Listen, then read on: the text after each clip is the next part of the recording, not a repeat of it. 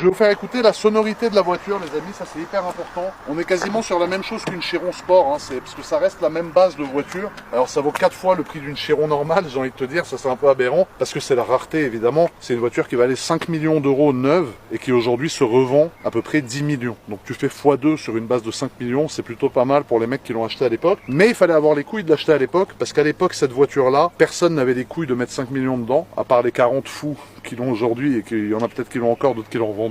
Mais moi personnellement, déjà je ne les avais pas. Aujourd'hui je les ai grâce à Dieu. Mais à l'époque, je n'aurais pas pu l'acheter et je sais pas si j'avais eu l'argent si je l'aurais acheté. Et regardez.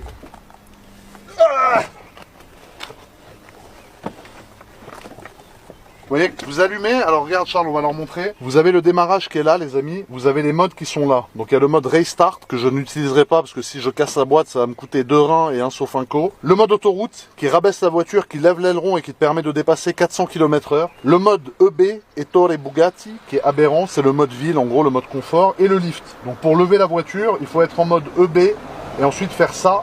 Et là la voiture va se lever. Pour démarrer la voiture c'est là.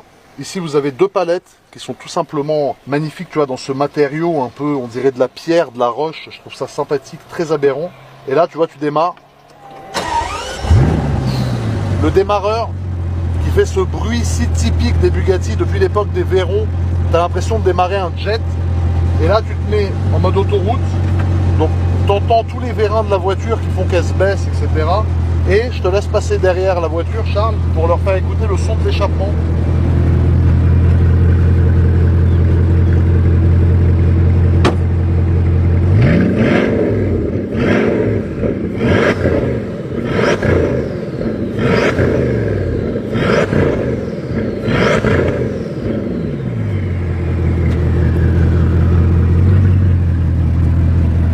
Ah, c'est aberrant frérot, cette voiture vraiment c'est un rêve éveillé.